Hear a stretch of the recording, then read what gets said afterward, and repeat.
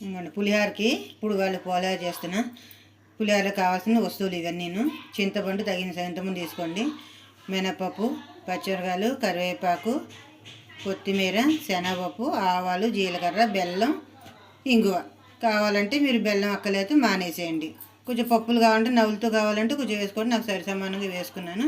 అది మొత్తం పులిహోరలోకి సరిపడా వస్తువులు. చింతపండు, బియ్యం కడుక్కోవాలి. పులిహోరకి 3-4 సార్లు కడుక్కోండి, ఏమైనా ఉంటే తుక్కుపోతుంది. 5 నిమిషాలు నానబెట్టేసుకున్నాను, అయిపోయింది. ఈ గ్లాస్తో పోసానండి. ఈ గ్లాస్తో 3 కావాలంటే కొంచెం మెత్తగా కావాలంటే 3 పోసేసుకోండి, లేదంటే 2.5 పోసుకోండి. నేను 2.5 పోస్తున్నాను. బెత్తగా కావాలంటే 2.5 పోసుకోండి. ఇదిగోండి 1,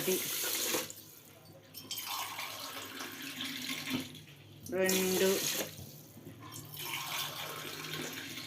ఇదిగో 2.5, 3 వీటితో సమానం.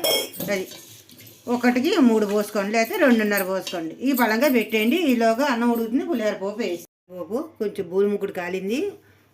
కాస్త నూనె వేసుకోండి. మీరు కొద్దిగా వేస్తున్నా, ఎక్కువ వేస్తే వికారం వస్తుంది కాబట్టి.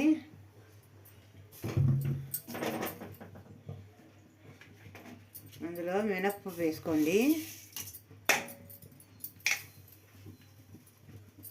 శనగపప్పు, వేసిన గుళ్ళ కూడా వేసుకోండి. నేను వేయట్లేదు, వేసిన గుళ్ళు కూడా బాగుంటాయి. జీలకర్ర, జీడిపప్పు కూడా వేసుకోండి, బాగుంటుంది. ఆవాలు కూడా వేసుకోండి. ఇందులోనే పచ్చిమిరకాయలు కూడా వేసేసుకోండి, బాగుంటాయి. దీంట్లో కారాన్ని బట్టి వేసుకోండి. ఇప్పుడు ఇవి వేయించుకోవాలి. ఇలా వేయించుకోండి. మిరియాలు కూడా వేసుకోండి కొంచెం కావాలంటే, నేను వేయట్లేదు.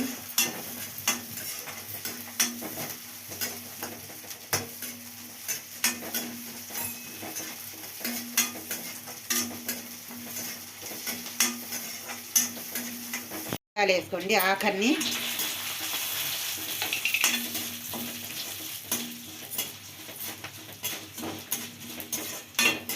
కాస్త ఇంగు వేసుకోండి, వాసన బాగుంటుంది. అంటకి పులిహోరలోకి ఇంగువే బాగుంటుంది. కరివేపాకు వేసుకోండి, వేగితే బాగుంటుంది.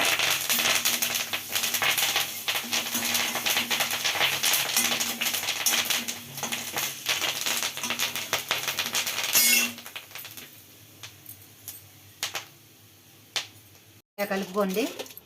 పసుపు కూడా ఇందులోనే వేసా. ఇలా 4 పక్కలైతే కలుపుకోండి, పసుపు కలుపుతుంది.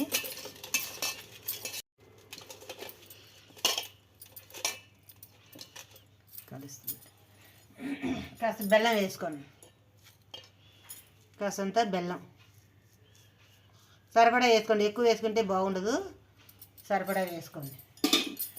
ఆ తర్వాత పోపు వేసేసుకోండి.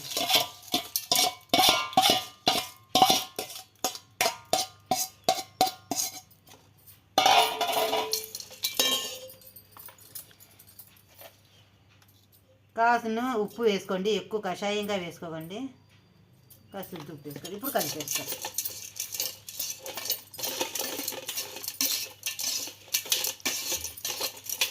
చింతపండు,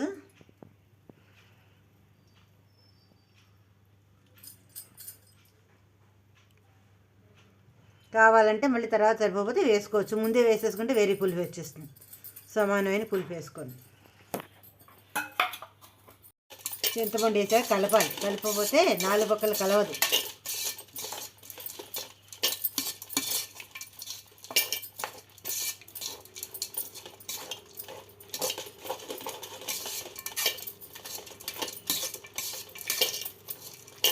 ఇదేండి పులిహోర అంతే. వేసుకోండి, బాగుంటుంది. చక్కగా పైన అలా వేసుకోండి. అంతే పులిహోర అంతే.